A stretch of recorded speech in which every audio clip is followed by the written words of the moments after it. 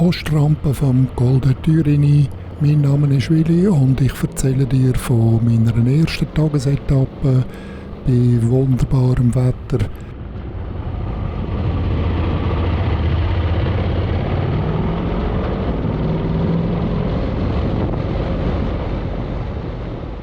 An diesem Morgen habe ich ja bereits meine fast 50-kilometrige Tankstellentour bereits schon hinter mir gehabt und bin dann zufolge mit voller Freude den Col de Turini rauf und habe an den ersten paar Haarnadeln bereits schon gesehen, warum das da die Monte Carlo Rallye so spektakuläre Bilder an mich produzieren lässt. Wunderbare Strecke, wunderbare Geländeformen, einfach super.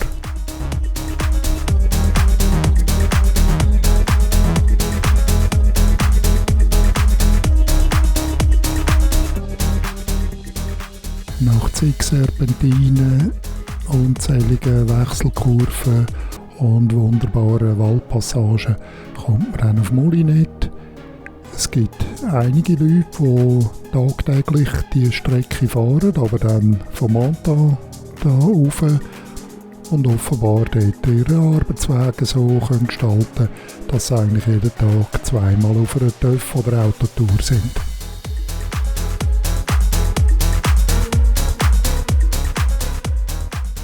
In der Statistiktabelle von allen Alpenpässen wird man den Col de Turini wahrscheinlich nicht oder höchstens auf den hintersten Platz finden. Er ist zum Beispiel weit weg von den höchsten Pässen. Er hat nicht am meisten Haarnadelkurven. Er hat nicht die steilsten Stellen. Er ist aber sehr ein interessanter Pass. Ist sehr abwechslungsreich, sehr anspruchsvoll. Und wenn man zum Beispiel eine Netto-Höhendifferenz schaut, immerhin geht er ja eigentlich von der Meereshöhe los bis auf über 1600 Meter. Also so schlecht steht er dann gleich nicht dort. Mit den Haarnadelkurven. Es hat immer wieder Grüppli von sehr anspruchsvollen Haarnadelkurven. Immer wieder etwa so 2er, 3er Pärchen. Also von dort her ist er super zum Fahren, sehr intensiv zum Fahren. Und wenn wir schauen, wie lang das die längste gerade Strecke ist, bis man in der Passhöhe oben ist, dann sind das nicht wirklich Menge Meter, wo man ohne jegliche Kurve fahren kann.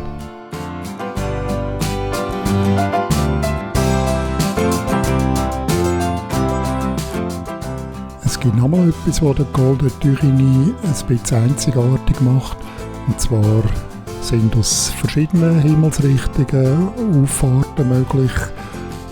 Alles sehr intensive Strecken, sehr abwechslungsreiche und anspruchsvolle Strecken. Es hat von der Passhöhe aus noch eine Strasse, auch eine recht anspruchsvolle Strasse, die noch ein bisschen höher raufgeht. Dort noch ein Single Trail auf dem Aussichtspunkt oben. Ich bin aber gerade weitergefahren durchab Richtung Pollen.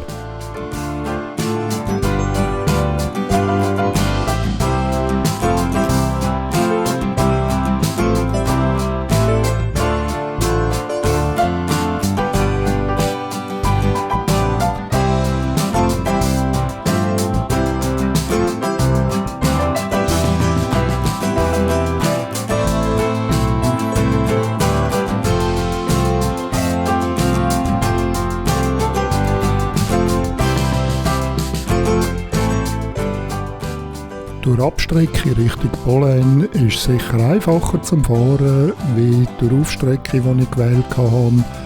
Aber es ist alles andere wie langweilig, flüssig zum Fahren, hat noch einige Haarnadeln, wenn auch nicht so eng wie auf der Ostseite waren. Es ist eine angenehme Strecke, wunderbare Aussicht und das Wetter war natürlich sowieso einmalig.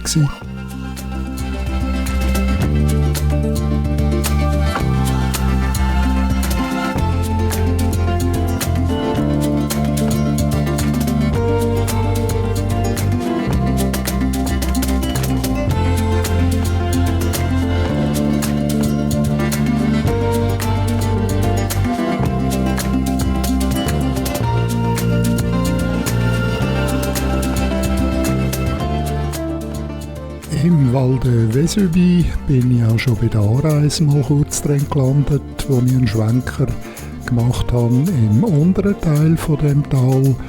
Das Mal hat es mich vom oberen Teil her reingeführt und ich bin ein Stück durch die Schlucht durchgefahren.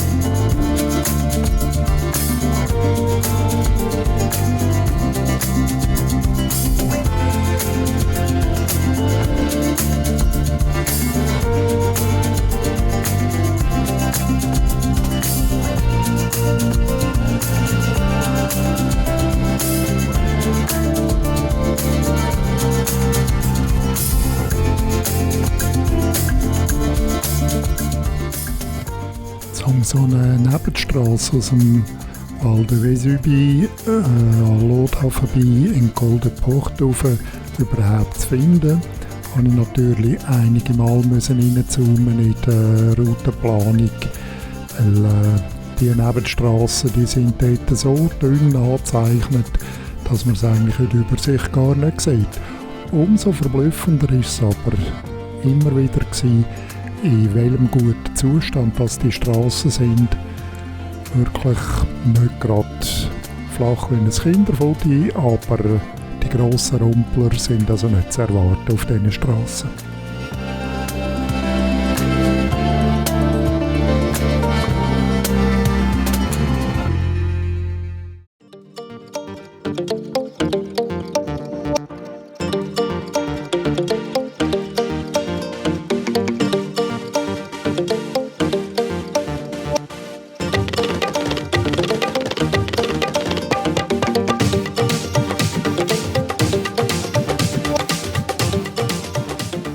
Gut 15 Kilometer aus dem Val de Vesubie über den Golden Port ist mit 3,5% eine moderate Steigung gewesen. Jetzt ist es aber richtig aufgegangen. Die nächsten 4 Kilometer bis knapp auf 1400 Meter rauf haben dann doch eine durchschnittliche Steigung von fast 10% gehabt.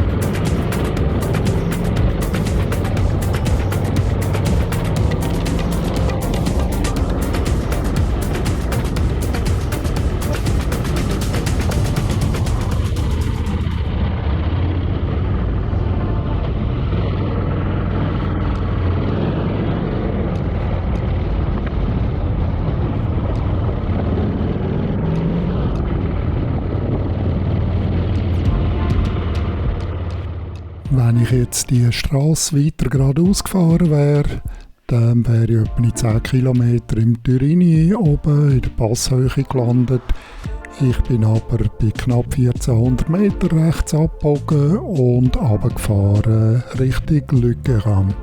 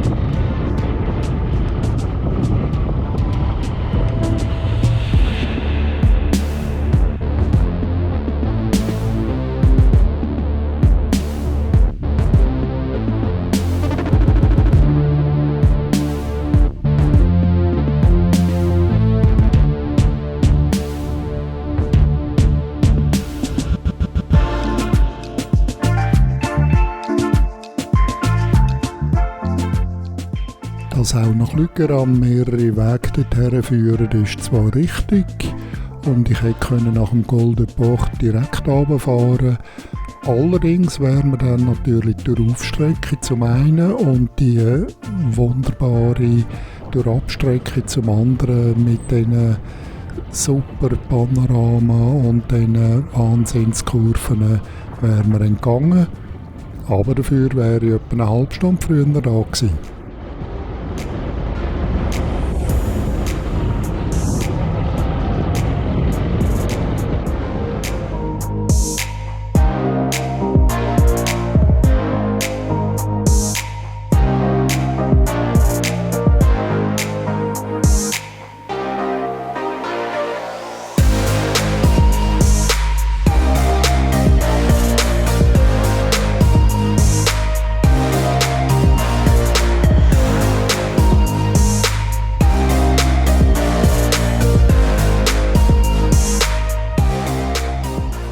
Abkürzung Richtung Lüggeram habe ich ja erfolgreich ausgelassen.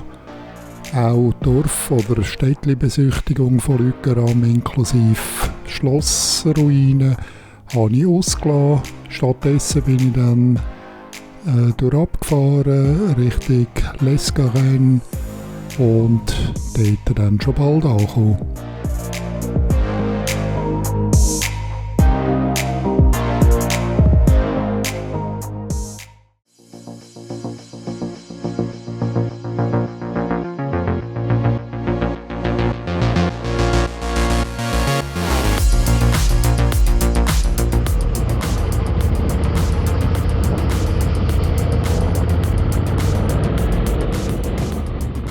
Die Verbindung zwischen L'Escarène und Berre-les-Alpes, das ist eine Strasse mit grandiosen Haarnadelkurven, also wirklich enge Dinger.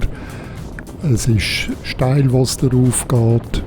Und es ist halt einfach so eine Dorfstrasse oder eine Verbindungsstrecke, wo man sich in diesem Gebiet muss damit auseinandersetzen muss.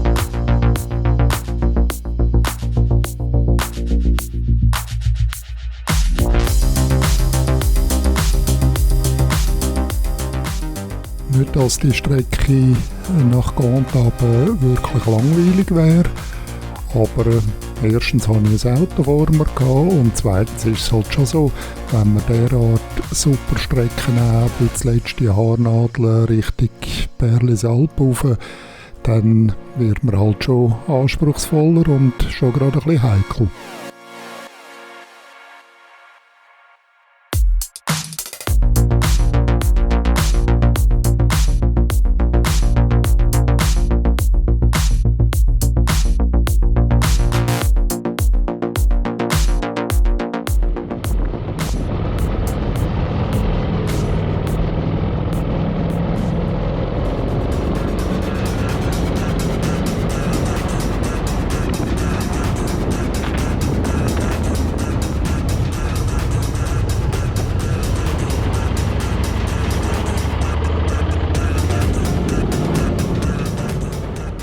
Nach Gant habe ich dann wirklich die Strecke gefunden, wo es ein paar Kilometer lang kaum eine Kurve hat. Ich bin dann wieder Richtung Osten abgebogen, Les Mouchettes, und dann hoger wieder drauf über die Route La Vernia, und so bin ich dann nach L'Escarène zurückgekommen.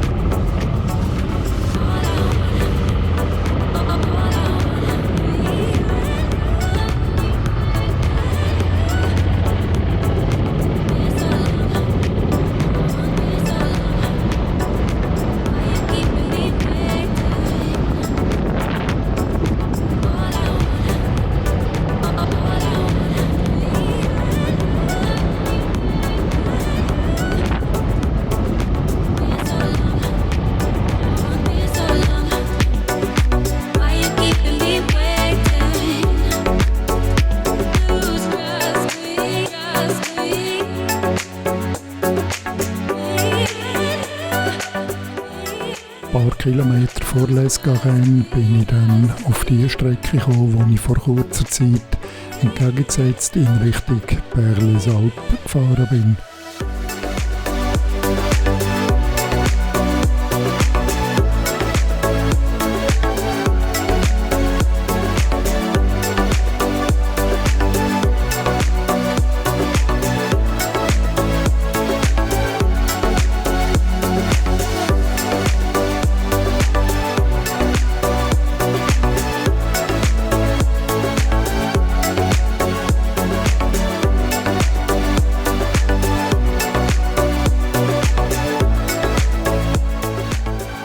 Von der Anreise habe ich ja bereits schon gewusst, was nach L'escarène kommt, nämlich der Col de Bro. Und ich habe ja auch gewusst, dass die Strecke zwischen L'escarène und Sospel, dass das einfach ganz ein grandioses Streckenteil ist. Und habe ich durch das ein bisschen verschmerzen, dass meine Tagestour bald fertig sein wird.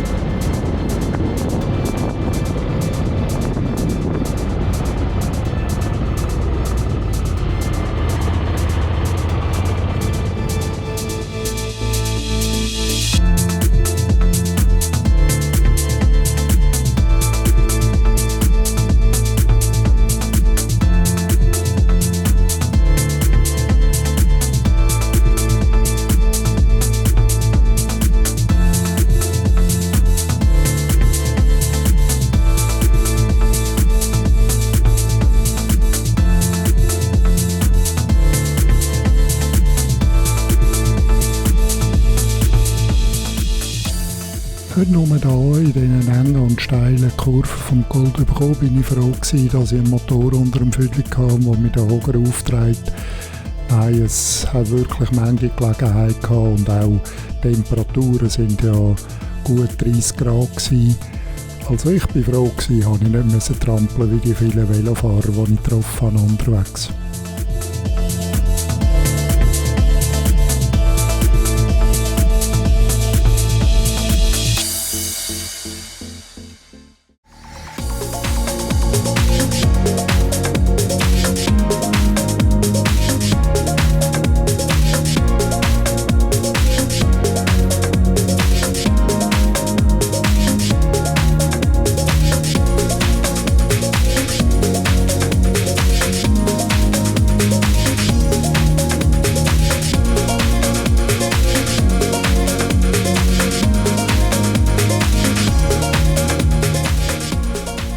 Ich habe es ja gesehen und die Ortstafel von Sospel hat mir auch bestätigt, dass es nicht mehr lang geht mit meiner Tagestour. Die paar Kilometer zurück im Camping, Motor abstellen, Badhosen anziehen und ins Swimmingpool, um mich abkühlen.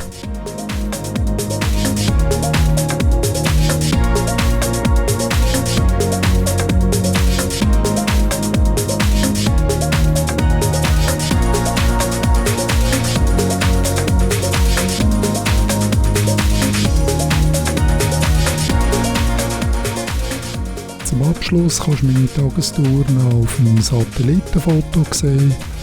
Und ich wünsche dir eine gute Zeit und hoffentlich bis zum nächsten Video von der nächsten Tour.